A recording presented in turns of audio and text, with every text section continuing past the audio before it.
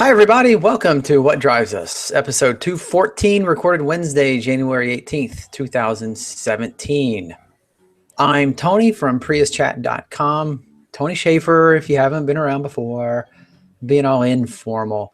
I'm hosting tonight because Danny Cooper is already in Washington, D.C., vying for a front row spot at the Trump inauguration. So tonight at the helm, it's me and my good friend Russell Frost from PriusOwnersGroup.com. I'm sorry. Yeah. Hey, everybody. Hey, it's me, Russell, and that is PriusOwnersGroup.com. And by the way, $2 Chuck tonight, folks, in honor of our outgoing president, who a better value than we appreciated. Is it $3 now in Florida? It's actually $3. $3. It is $2.99 now. Yeah. Thank you, Trader Joe's. Though I'll take it. At least I can get it here in Pennsylvania. You can't even get it because it's too cheap. It would make you an alky. It's damn good wine for the price. Yeah. This is pink. Definitely my favorite kind. It's pink. Yeah. It just. Oh, wait, I'm white. It's kind of in between. I'm supposed to say rosé or something like it's Chablis. I'm rambling. Tony, go ahead. That's fine. So, you've already heard from our two panelists. So I'm going to start with Mark here. He's the head of the Waterloo Region Voltec Group. He's our Chevy Volt driver, plug-in enthusiast. He's Mark Coughlin. Hello, everybody. Welcome to the show.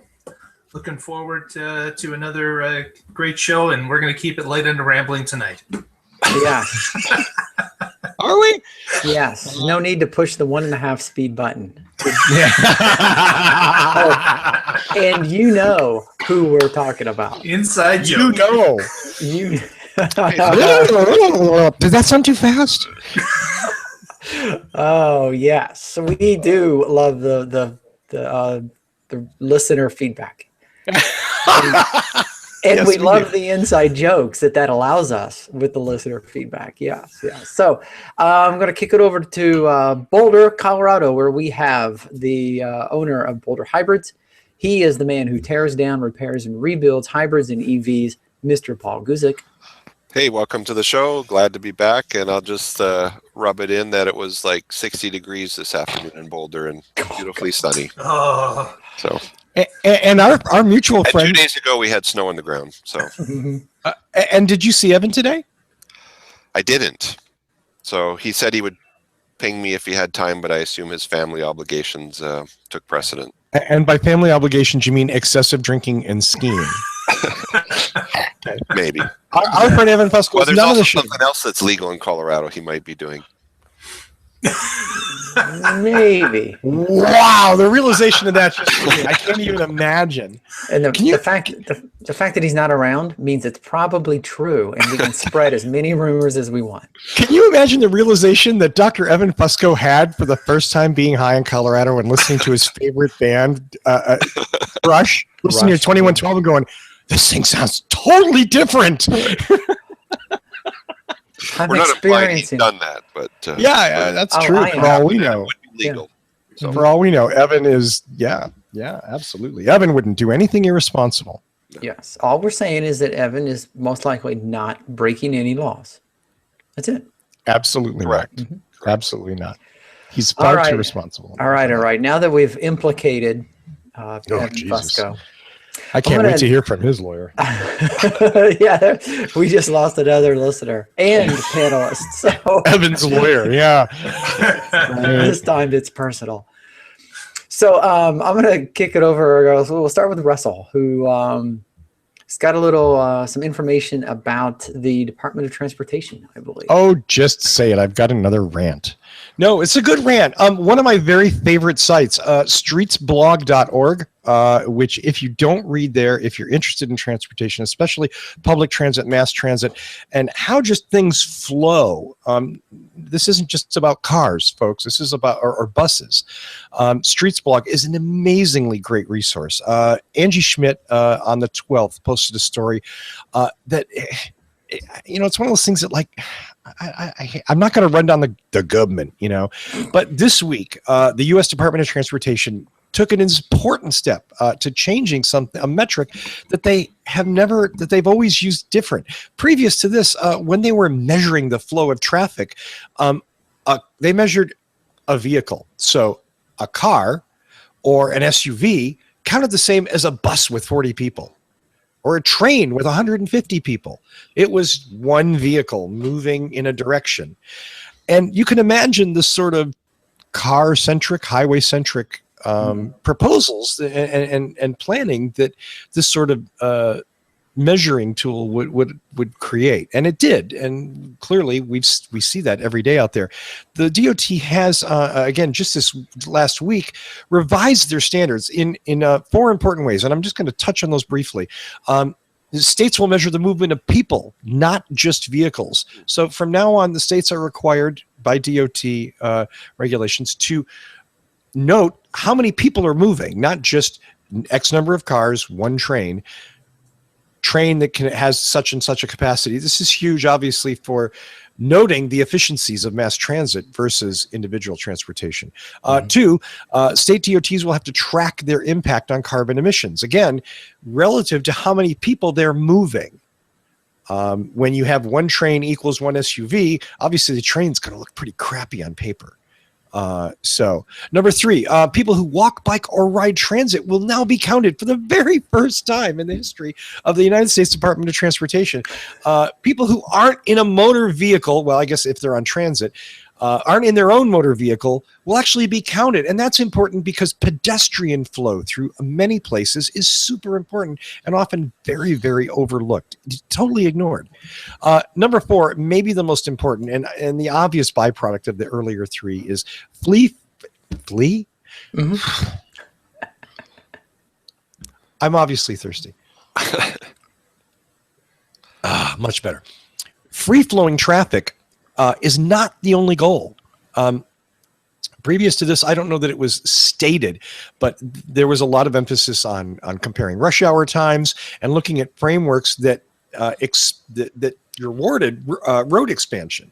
Now what they want to look at is what is the most efficient way to move people around a community or around a region. A much more intelligent approach. So cheers to the Department of Transportation, which will likely be decimated in 2 days. And none of this will make a damn bit of difference. I just want to note that, for at least 48 hours, things made sense. Yes, and this is great because, as you pointed out, living in the Chicagoland area, it is very obvious that a lot of the suburban areas either were built or have become extremely car-centric. They widen the streets and sometimes eliminate sidewalks, or they build these too wide streets in too wide in one direction with a turn lane and no sidewalks. And sometimes just walking to the store, something that I know like Paul in Boulder can just take for granted, it becomes an absolute chore because you find yourself having to play Frogger, across 5 lanes of traffic. And then you're like, well, but I mean, to be fair, there is a pedestrian crossing and a light, except that it takes you 30 seconds to walk from one side of the street to the other. And you're just hoping the light doesn't change while you're in the middle. I mean, it's horrible. You have to take into consideration pedestrians. And of course, that lane just highlights that you are a pedestrian and you become a better target. Right. Yeah. Well, and there is that. And there is a Death Race 2000 lane. Yeah, there's a book called I want to say it's called Traffic. Clever title. Yeah. It's how we drive and what that says about us or something like that. And one of the things that it does mention is exactly what Mark said. When you delineate the street from the sidewalk, you're telling pedestrians, stay over here, and you're telling the drivers, you can drive as fast or as crazy as you want because the pedestrians are going to stay over there. And then you come up with some cities here in the United States and then several cities in Europe that have no distinction between streets and pedestrian walking areas. They don't even call them sidewalks. And because pedestrians can walk in and around the cars have to slow down. The drivers have to pay more attention, and they've recorded fewer accidents because they don't have the forced segregation that allow the cars to do whatever they want. They don't have to look up. But that plan in this country to have a lot of dead pedestrians. Maybe at first, but then the dead pedestrians would, Would eventually rise stack up and make it impossible for the cars to they drive. roadblocks. Yeah. You could hide behind them as you ran from pile of bodies to pile of It's like, bodies. Stack up like cords of wood. In New York City, the walk and don't walk pedestrian signs are just a suggestion, because it's basically, if you can cross the street without getting hit by a taxi, you go for it. And there's no other rule that matters. It's like, can you make it? Go for it. Or an Doesn't Uber matter. Self-driving minivan. Yeah. Well, that too. Yeah. So yeah, I really would love to see something come of this, and would love to just see the desire to build bigger and faster streets to hopefully fall by the wayside. And dedicated transit lanes are great. Like Yeah. in down here in Denver, they have the new Union Station bus transit rail everything station. When the buses depart Union Station to go to Boulder, they have their own dedicated flyover ramp that flies over all the surface streets, gets onto the express lane on the highway, and it's faster to take the bus from Denver to Boulder than to drive your own private car, which is pretty cool. That the city has planned that into the infrastructure. Actually, that reminds me, Paul. In Tony's hometown, they have that kind of a bus route between the downtown core and the what do you call it? The exhibition area. Yeah, I was actually thinking of I was trying to weigh time on whether or not to mention that. Yeah, they have dedicated bus routes, and they've built what they call the green lanes for bikes and buses. And a lot of people really complained at first and said, well, you're cutting out car lanes for dedicated bus lanes. But a bus has 50 people on it. That takes away 40 cars off the road. Exactly. And, some of the people who were driving were tourists. They would bring their car, they would drive in, they would park their car at the hotel parking lot, and then they would actually drive around the city. Right. Now it just becomes, well, just take a bus where you want to go, and you will get there faster, and you have dedicated lanes. Yeah. There you go. Great. So Well, for 48 more hours, they'll be counting them. yeah, and speaking of federal agencies soon to be decimated, Russell is going to talk about the possible future of the EPA. So that's pretty much it. Yeah, the EPA's done. Thanks. It was good while it lasted. So you know what? My apologies in advance to the good people, and by good people I mean all three of you in Oklahoma. I want to thank the rest of the human moving waste plants of Oklahoma who have elected Scott Pruitt, previously their attorney general. It makes me sad that someone like this can continually get reelected in government. Scott Pruitt is Donald Trump's nominee to run the Environmental Protection Association. So I'm not going to get much more political than I have, but there's a reason that we're bringing this up on this show. Pruitt, as an attorney general in Oklahoma, has spent hundreds of thousands of Oklahoma taxpayer dollars and untold hours suing the EPA dozens of times. In 1 month, I believe he sued it once a week for 3 weeks running. Over everything, over anything. Basically, Scott Pruitt doesn't think the EPA should exist and doesn't think it should have any regulatory power whatsoever, that all of that should devolve upon the states so that they can do whatever they want. Pruitt is, according to popular reports, in the bag of the fossil fuel industry. He takes hundreds of thousands of dollars from companies like Devon Energy, a fracker in Oklahoma, from the Koch brothers, from, I'm looking. I want to see here. Interesting. Oh, I thought it said. I want to say Shell, and there were some others, but of course these things are reported. Needless to say, much of it. Oklahoma have like a huge increase in earthquakes due to oil and gas? Yeah, they well deserve them too. Yeah, and it's the EPA's fault for reporting them. All of a sudden, if the EPA wouldn't focus on the bad stuff, they could just enjoy the benefits of fracking. Mm-hmm.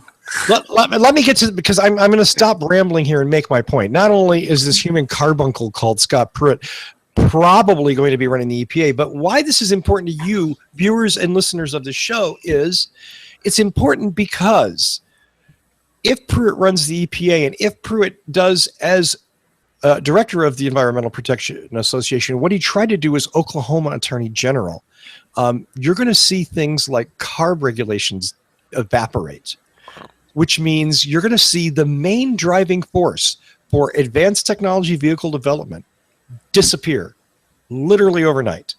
I'm not talking about just a tax credit or something. That's not what the EPA does. What I'm talking about is the entire structure that our government has spent the last few decades erecting that encourages companies to build more efficient and cleaner vehicles, which means we breathe better, we use less fuel, we spend less money, and we have better vehicles. We don't need clean air. We want our cities to be like Beijing. Well, you know, and doesn't everyone want to live in Beijing? Yeah. Except The People that are living there now. yeah, except the people that are living there now. Or just like a tenth of a mile visibility on some days. Like, Yeah, well, and you know, one of the things to bring up is with the, you know, I was going to say with the relaxed regulations, but we don't know this yet. We can't really predict the future, but let's just say there's a 90% chance of storms ahead. right. With relaxed regulations, it means there will be a softer market for electric vehicles and hybrid vehicles and high fuel efficiency vehicles. That doesn't mean manufacturers are going to stop manufacturing them. It just means they'll stop selling them here. Right. Or promoting them. Or Right. Yeah. although I think the good news is California, which is the largest, automobile market in the country, has CARB, which sort of trumps EPA. Or I don't want to use the word Trump, but Well, in California, they're big. They have a bigger stick than the EPA. Well, I thought about that as well. But one of the things that is coming true, and I would never have thought this would happen, but it is actually coming true. There are cities that are banning plastic bags.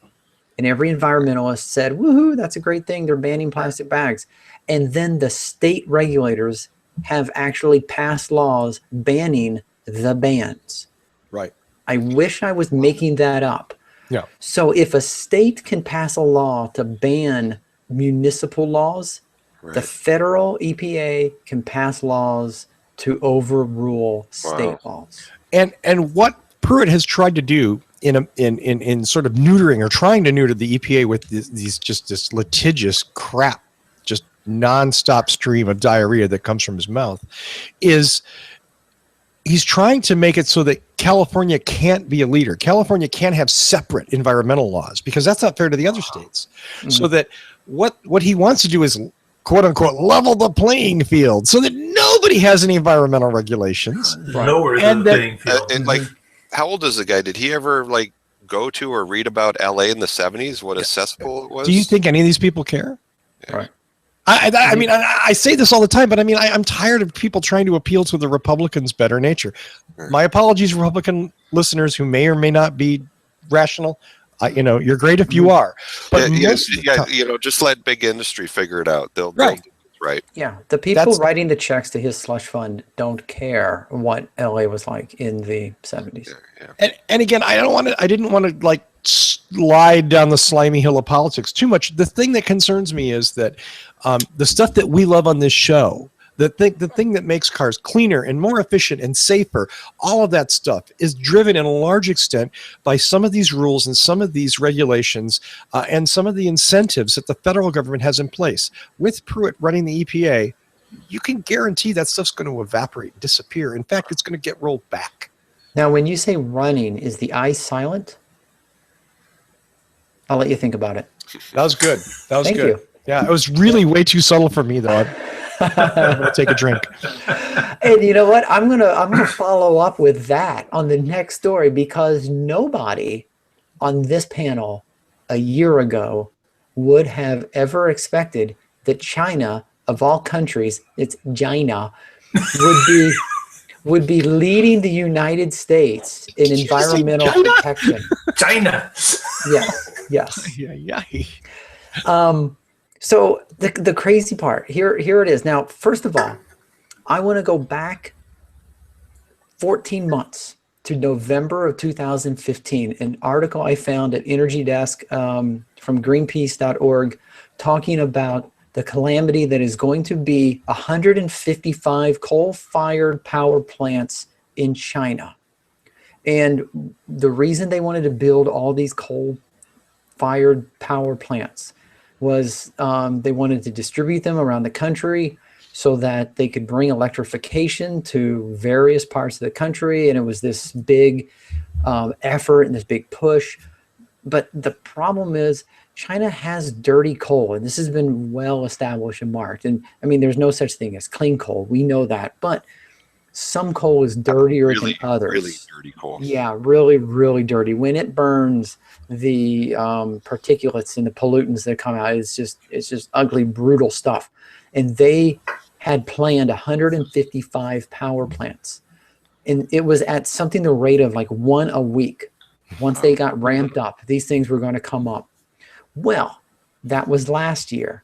So let's now move to Tuesday of this week in Reuters announcing China has halted 100 coal power projects. They basically just stopped all production and said, we are not going to build the remaining 100 or so coal-fired power plants. And we were just making jokes about Beijing. And in fact, I remember at the time we were lamenting all of these power plants and talking about just how bad that's going to be in China. And we know that the winds blow west to east. And so it's going to blow into California and Oregon and Washington. Well, from the Beijing Olympics and from just pictures of downtown Beijing and just how polluted that is, China finally got the point. They got the hint.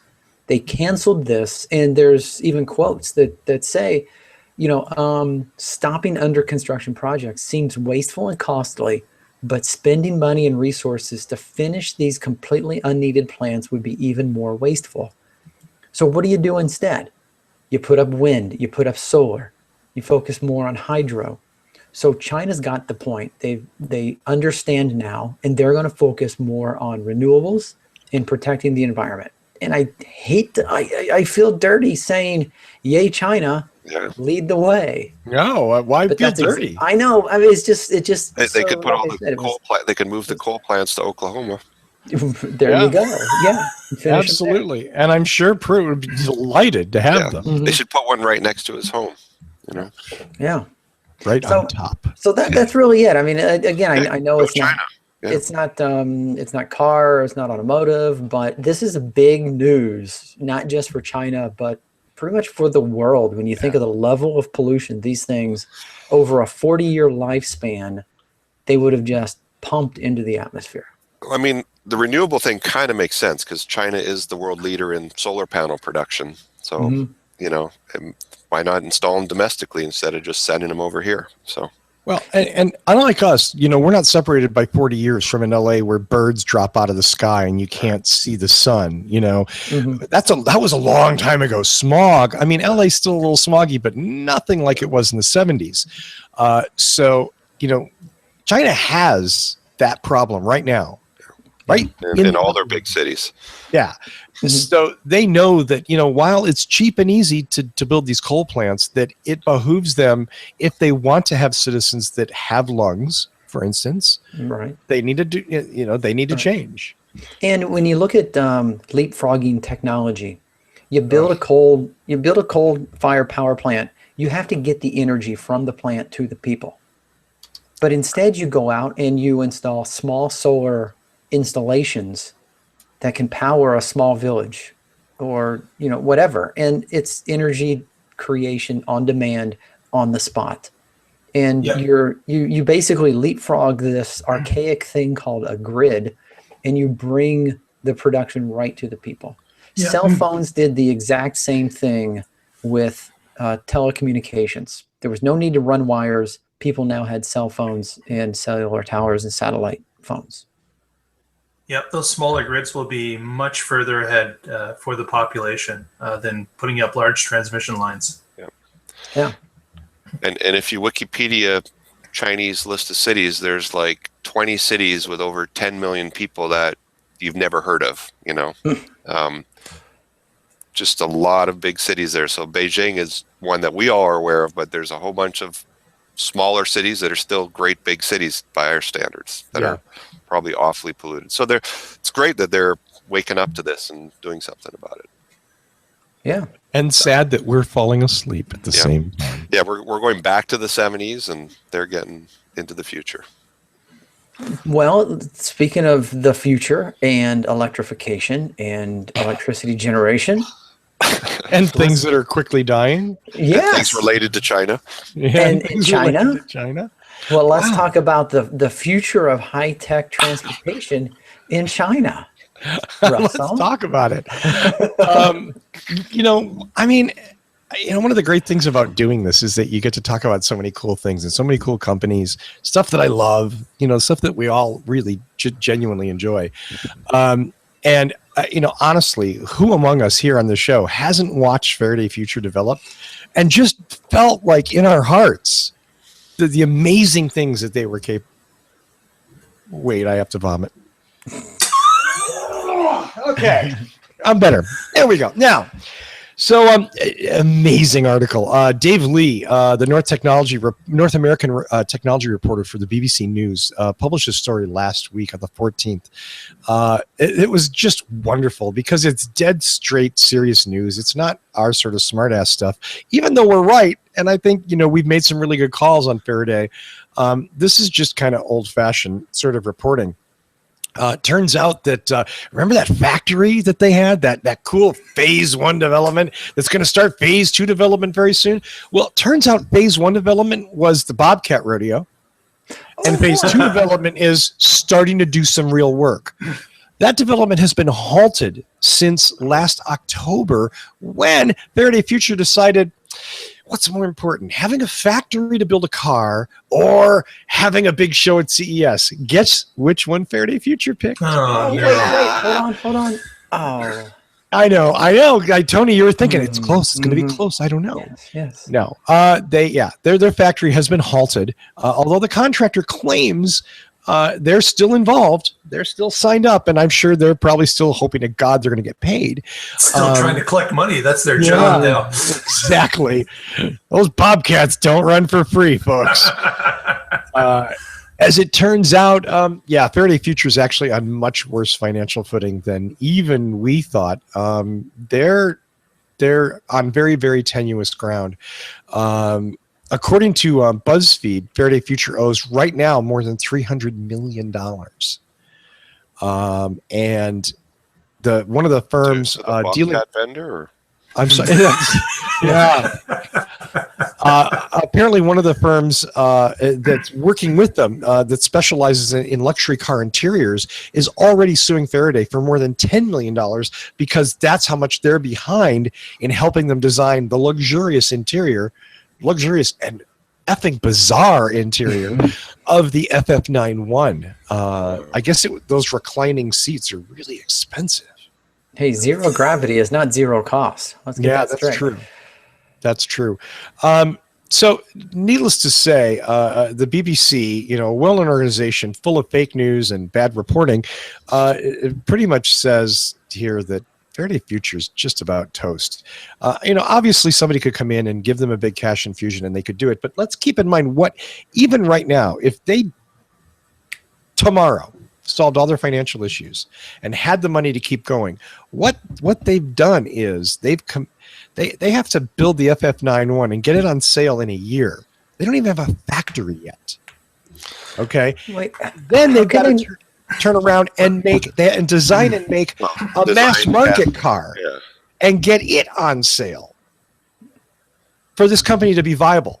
now, how can you say they don't have a factory? Because I'm staring at a picture of a really good Photoshop rendering, and it looks as real as can be.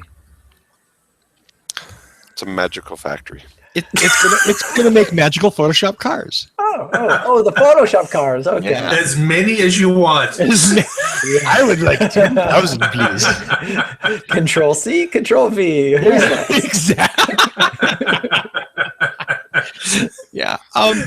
So We have hundreds of graphic technicians working tirelessly hours to fill that parking lot.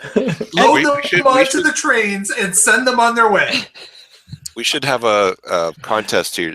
Who can predict when they stop circling the bowl and the flush gets? The Deadpool? Is Yeah. that we need to have? Yeah, the Faraday Deadpool. You know, for the last week, I've had this running fantasy in my head, and it's one of the things that makes me frustrated about not being in the West. I'm from California, so it's sort of like, you know, I would love to be there because I just want to do one video from the dirt and go, I'm standing in the final assembly stage of the FF91. And feel free to give us your deposit. Yeah, That's the other thing. $5,000. Okay, show of hands. Who has put down the $5,000 on the car? Just, they had a press release that said they have 64,000 deposits. Does anyone here? No. Well, remember, some of them were free. In fact, all of them were free. Free. The 5,000 was for the premier model that will not exist as well. Ah. So there is a great number, 63,999 that have been submitted by the free option. So what you're telling me is The one is from the president who has put his $5,000 on the car. one is from me. I'm signed up for the free deposit. I believe we used Evan's credit card, right? For the special Alliance edition. Now, the Alliance Edition, is that a Photoshop plugin that you have to download first? Require installation? I think it's a Snapchat filter. Oh, nice. Now, when you Better. order the car, they send you a 3D printer and some software. They say, okay, press play and wait about a year and a half. And Yeah. Your key fob will be ready soon, sir. Requires some assembly, right, Paul? Yeah. Oh boy. Well, yeah, geez, that's about it for Faraday. That's that's really about it. There's other sad things like, will the state of Nevada be on the hook for $320 million? And it's not really clear. Obviously, the state did not put up that money, but some of it's tax. Some of it, though, was probably infrastructure. I know there was an argument about that. It's kind of sad that the city of North Vegas they got hoodwinked. and the state, willingly. They went into this eyes open and just they frankly They could deserve. have hired us as consultants to tell them, Mhm. run away from this deal. Yeah, really, for about 10% of what. Yeah. Well, I would have taken 5% of what. Yeah, good point. it's 2%. it's not the first time somebody in Nevada put up a lot of money and lost. So you just write it off. What's sad is North Vegas is a really, really tough place. It's a high crime area. It's a tough town, and they deserve a break. Okay. And I'm being dead serious here. I like Vegas. It's a horrible place in a lot of ways, but I like Vegas. And Nice place to visit. Well, from my point of view, yeah. But I have friends that live there. My mother, my brother still lives there. My mother used to live there. I've spent a lot of time in Vegas. After 3 days, I want to kill myself. But it's still, the people there deserve something more than crappy casino jobs. Right. But unfortunately, this wasn't Elon Musk and the Gigafactory. This was Faraday Future. Yeah. So, they got what. Do you want to end with a little bit of credit? Maybe share some credit with Patrick? No, I'm going to leave that. If you're on the Facebook page, I've been prattling on about how I called during the Faraday Future. We did the live thing when they were doing their reveal. And I said, this car is going to cost $250,000. It's a fucking limousine and it's going to cost $250,000. And as it turns out, it's pretty much going to cost between $200,000 and $300,000. I know, and we all thought you were insane. I was all, exactly. Everybody thought, Russell's just popping off. And as it turns out, it really looks like a limo. And holy shit, it might cost $250,000. Well, as it turns out, my evil nemesis, Patrick Connor, yes, you, Patrick. Patrick called it before me. And an off-the-hand remark on episode 211, he cited it 55 minutes in. He's like, this car's going to cost like $250,000. And I'm like, I didn't even remember that. Wow. So cheers to Patrick. He called it first. I called it second. And I didn't see it even coming. I don't remember Mhm. Patrick's comment because he didn't rant as well as you did. So Yeah. Or See, as loudly, that's you the mean, not difference. well. Patrick's a good ranter. He's just not loud.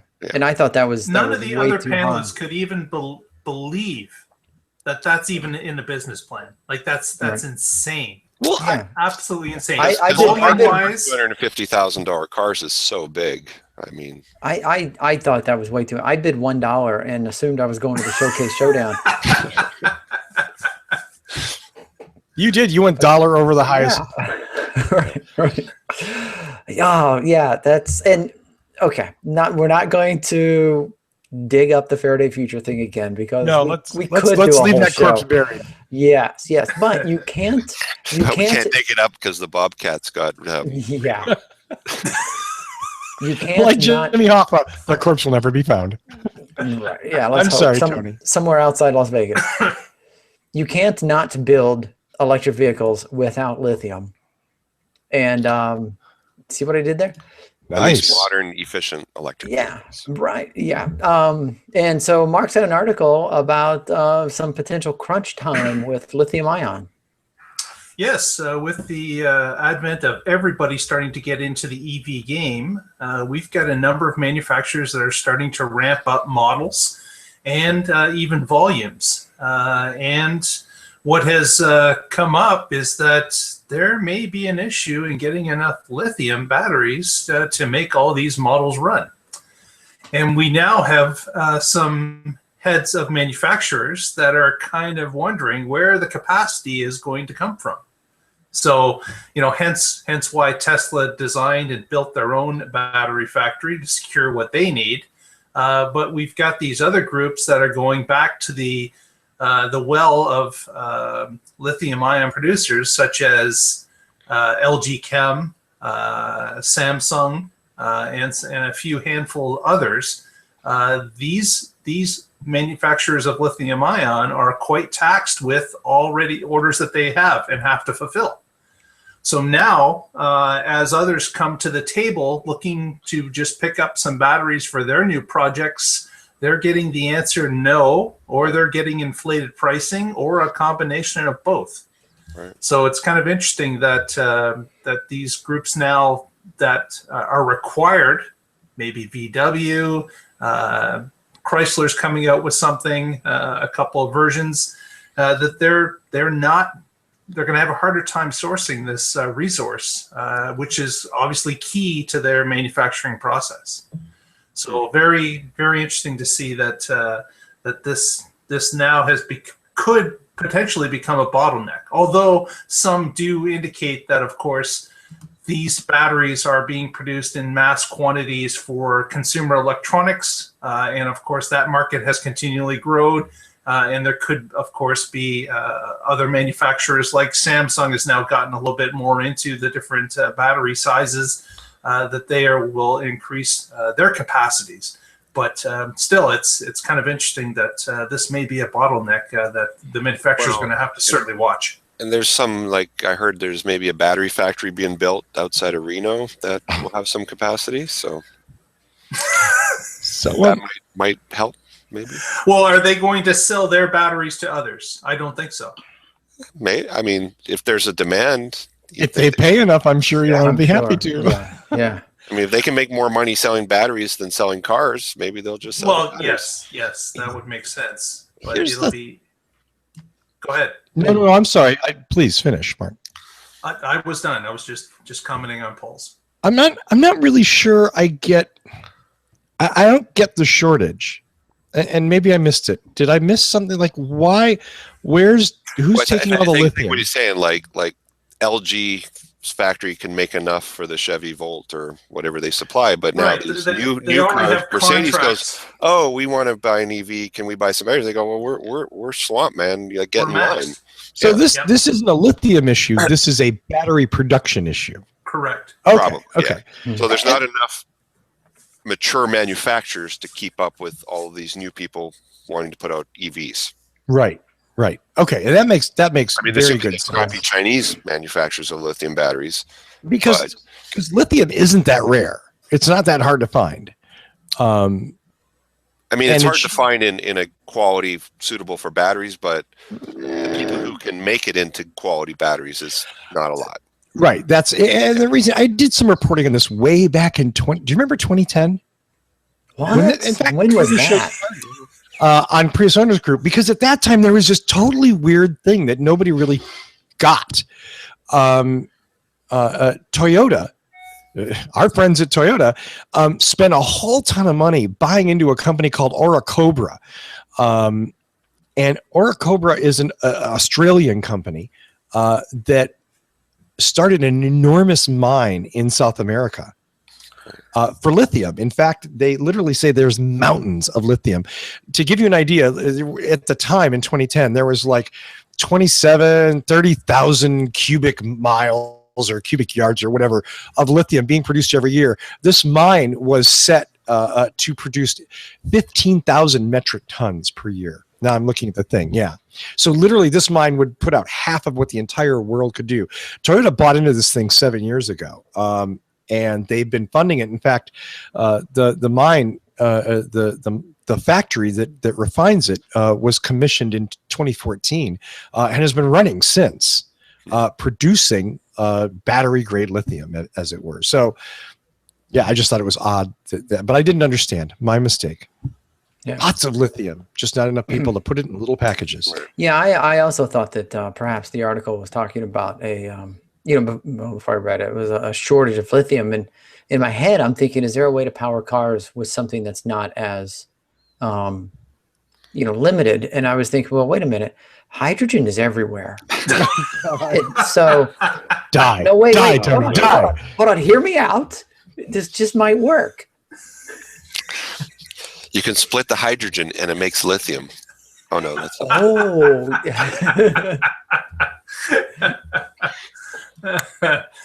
So you can see in the photo that Samsung has come up with their own. What's the measurement? The 21.7 or the 20? The 2170 Yeah, or the 18650. So they've come up with their own 2170. But again, it's getting these into the proper packaging and fighting for what these manufacturers have already contracted out for.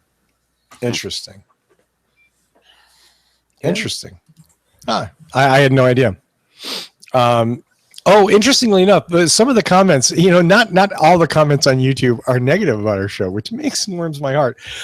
One person was nice enough to say that the trailing zero that we couldn't figure out on the 18650, it's 18 by 65 millimeters. The zero means it's round. no. A cross section of the battery is round. now prismatic or something. Right, exactly. Now, why the 2170 doesn't have a trailing zero? We couldn't explain. Or because Elon didn't like it. I don't want a 21700. I want a 2170. Right, because the 2 zeros is redundant, right? But I don't remember the person's name. But thank you. Cheers to our listener on YouTube for pointing that out. I learned something new, and my heart was full. Well, I'm going to go ahead and throw it to Paul. Who? Oh no! Don't. I am because Paul had mentioned that he had an anecdote or something about the Prius Prime, and I'm curious now. Yeah, so there'll be a link in the show notes, but basically there are reports of people going into Toyota dealerships wanting to buy a Prius Prime, and of course the friendly salesperson says, "Oh, it's not available in this state. That's a California only car, so buy this instead." And a person I know here in Boulder actually went to a local Toyota dealer to buy a Prius Prime, and guess what? Here in Boulder, where they have massive tax credits, but the cars are not quite shipping, so they're still in short supply. The salesperson, "Oh, that car won't come to Colorado till around September, so why don't you buy this car here we have today instead?" Wow. Which I have heard it might take another 2 months before they're flowing readily in Colorado, but they have been sold in Colorado. I know people who have bought them. They do exist. But again, the whole dealer MO is to sell what they got on the floor today, not what's coming out a month from now.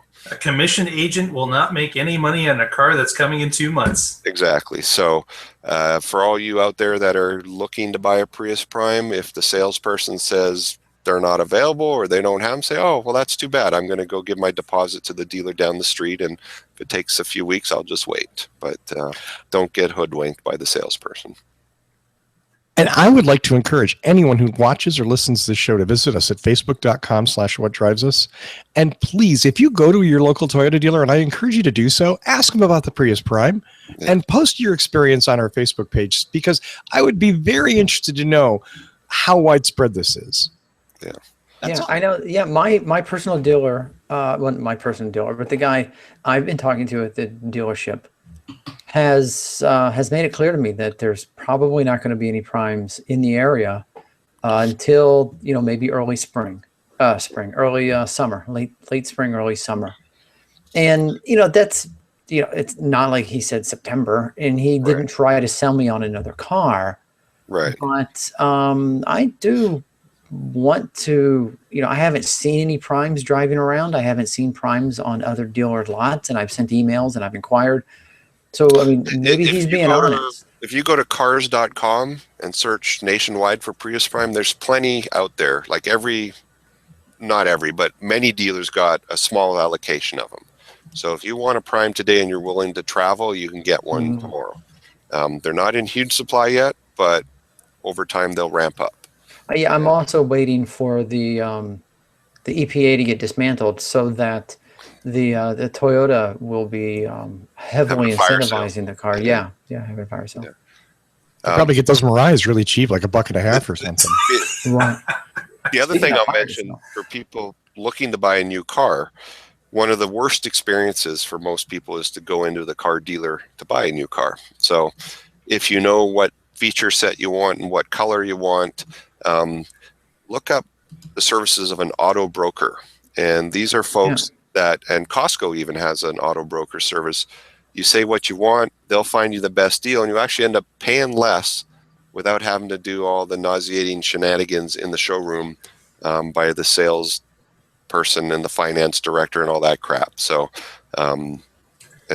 where they upsell you on stuff you don't need, like wheel locks for your Prius, because Isn't that the best Prius part, being shuffled from manager to manager as they try to upsell you to something new? So do some research on professional automotive brokers. You end up paying less and no frustration. So I did a 100-mile radius from my zip code for the Prius Prime. That should include pretty much the entire Chicagoland area. I got 0. Yeah, believe it or not, cars.com says there are 0 primes in my search area. nationwide and see how many there are. Right. Yeah. Well, but then I would have to. I'd have to drive it. To drive it back, I'd have to stop every 25 miles or 30 miles. Right, you wouldn't want to ruin your lifetime average. We should be clear. I mean, the Corey Prophet from Toyota Communications said specifically in a statement that the car is being allocated nationwide, and that all dealers have availability to it and can order it, and that some dealers only get 1 or 2 a month right now. Right. Right. But so they are in the pipeline. According to Toyota, this is not them restricting supply. This is, Toyota doesn't speculate on why the dealers are saying what they do. I speculate on what dealers say and what they do. And Paul, I think, nailed it right then. They can't collect a commission on it today. They don't give a shit. Right. And Toyota dealers are just as bad as GM dealers and Ford dealers and everybody else that way. There's a few that are very good, but most of them, they just want their money now. Yeah. So. Burns. Sadly. Bedford. I don't know where some of these. I wonder if it's okay. I did actually find some. There's 313 miles away, 334 miles away, and 422 miles away. Yeah, that would ruin your lifetime average if you drove that car with gas. I know. See, and I can't do it. You could put it on a truck, transport it. Yeah, I'd have to put it on. I can get one in St. Augustine right now. Maybe I wonder if I'd have to buy a Tesla Model X to tow it. There you go. Of course, if you move to Colorado, the state will give you $5,000 off the price. Oh, you know what? Don't even get me started. I know. Sorry, I just thought I'd remind everybody. I don't know why I even gave him the opportunity to throw that in. Exactly. Although they're none. Well, a very short supply still here. I have Yeah, seen a few, yeah. but you'll be waiting a little bit. All right, so let's wrap things up with Mark, and Mark is going to be talking about the Chevy Bolt. Surprise, surprise. I know, right? I'm sorry, the Interesting what? article Oh, that appeared recently in Inside EVs. And look at this. There was a quote from a group called Waterloo Regional Voltec. Yeah, I don't what know is- who those what- guys are. Where is that? and a picture from them too. It's amazing. Wow. But And that's they've a got warehouse full of bolts. it's a warehouse full of bolts that was in Portland as they started to ship the bolts to Portland. Oh, cool. So I don't know how we get our news from the ground in Portland, because I certainly was not in Portland that day. But we got some information and reposted it, and Inside EVs picked up on it. But Chevy has published their expected rollout or distribution plan for the Bolt EV. And as you can see, in October through December, they had the usual suspects listed, the California, Oregon. And then as we move into December and February, the next set of states are Massachusetts, Maryland, and Virginia. So again, part of the CARB states. And then into January and March, we get added New York and New Jersey. And March, April, Washington gets added to it at that point. And then as we approach summer, the Northeast, the New England states get rolled on, as well as Paul's neck of the woods. Colorado gets added to the list. Yep. And then Colorado's not a CARB state. So no, it's not. So that they've used them all up at that point. And now into actual summer, Russell will be able to get his, as well as others in Arizona, Pennsylvania, and Tony as well. Woohoo. And in Texas, they'll sell 4 of them. But Now, what is curious is that that the car where it's actually made is the last state to get it. So That is weird. Yeah. So it is. if you live in Michigan and you're waiting for that car because it's made in your own backyard, you have got a long wait. In fact, I even know from what I've been getting from GM Canada is that we'll have the Bolt before Michigan does. wow. So I don't know what the rhyme or reason is for that, but that is. I assume there's 0 tax incentives in Michigan for EVs. That's correct. Yeah, Yeah, there is 0. So That's a hit the And nail on what's the it again in Colorado? wow. Colorado will be I don't- March and May. Yes. No, But the incentive. I don't think they have incentives in Colorado for buying yeah, they're cars. 5 big ones. They're giving them away. It's free in Colorado. And a bag of weed. I know we've No, heard. that was last week. That was Oh. last week's show. And I can't have the words Colorado or weed in the title of it what drives this episode for the Can't next do it 6 again, months. huh? Yeah, you, Right, you right. must have been high because you reused it twice. I had to make the commitment to Cooper the other day. He was like, "Come on, really? I mean, geez." Yeah. It was funny." So I think this is cool, and I also am impressed. That Mark can go through the U.S. states pretty know what they easily. are.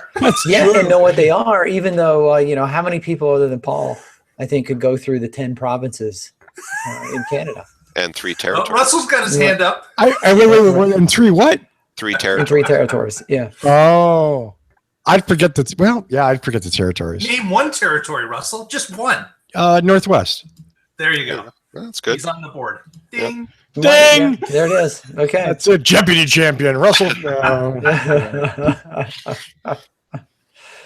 Okay, name the Well- most recent territory. Wow, I have no idea. Hawaii? I'd be Canadian territory. the what? I'd be flat out guessing because I have no idea. What's the most recent territory? Nunavut or none of it. None of it. Yes. And that is that what used to be Yukon? It was No, a breakup of They Northwest. split the Northwest territories. Into the north and the west. There was a revolt Right. in the Northwest territories, and they said they want their own land. So And they said, I'll have none of that. They said, Right. There you go. Oh, that's a none of it. Canadian joke. I can tell. None of that, eh? Beautiful. That's so beautiful.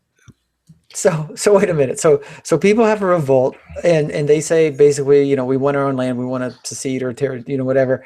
And in Canada, you don't have like armed protests. No, But it's just the it's government- A friendly, You it's can a, have it's it, a eh? friendly Yeah, discussion. no. So the government's like, oh, okay, yeah, no worries. Oh, jeez. Okay, all right. How Well, have we survived that long? It's amazing. It's Yes. just really amazing. You guys, you people are horrible. So what do you think? Is that enough? Are we done? Have we run out of stuff to talk about? Let's wrap it up. I think we're done. Yeah. Yeah. So Russell, we'll throw it to you. Do you have any shout outs or anything you want to give? You want to give a shout out to Charles Shaw? Here's Chuck Shaw and Trader Joe's, my friends. Wait.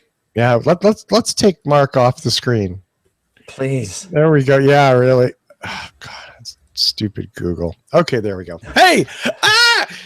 Jesus. Cheers to Chuck Shaw and Trader Joe's. You can find me at priusownersgroup.com, and I appreciate it if you come there and look. Click on, me or ads or something. I don't need the money because I'm obviously wealthy. Look at the sartorial splendor. Trump looks at this, and his penis gets even smaller.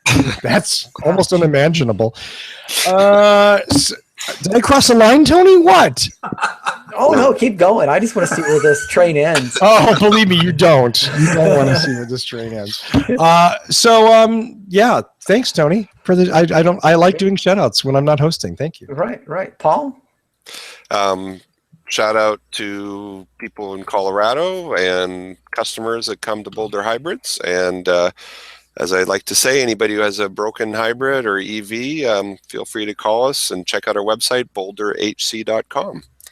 And forgot the gentleman's name, but I did get an email earlier this week from someone who is out of state and listened to the show and had a technical question, and he pinged me. So appreciate your listenership. And others out there in listener land, feel free to call or email me, and I'll try and help you. I'm always super busy, but friends of the show, I'll certainly try to help you. Oh, Wow. thanks, Paul.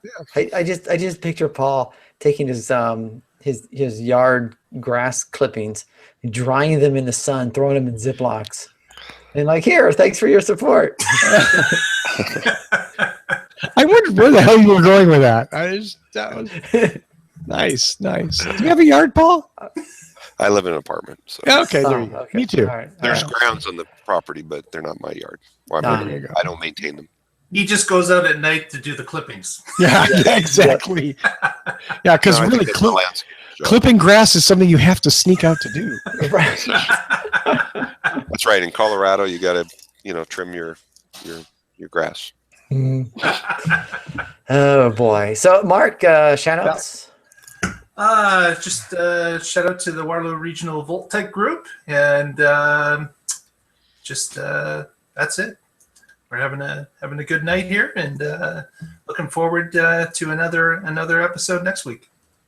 All right. And I want to give a couple of shout outs myself off our Facebook page, Rob Neff and Eric Yan, and of course, Philip Barclay, who I have to admit, I go into Flipboard and to see what Philip has posted into our Flipboard, Amazing. Flipboard That's where you stream. get all So- those show leads. Yes, that's some of it. I'm like, hey, I wonder what I'm going to talk about. Let's see what Phil's been up to. Also, I want to give a shout out if you're on Facebook. I know a lot of people are. Go out and look for and like the Electric Auto Association of Northern Nevada. And I'm not saying that just because Faraday Future told me to. No, that's Northern Nevada. Northern Nevada. Okay. Anytime a page likes our page or interacts with us, I always give a link back to the page. And so I'm telling everybody, head over to the Electric Auto Association of Northern Nevada.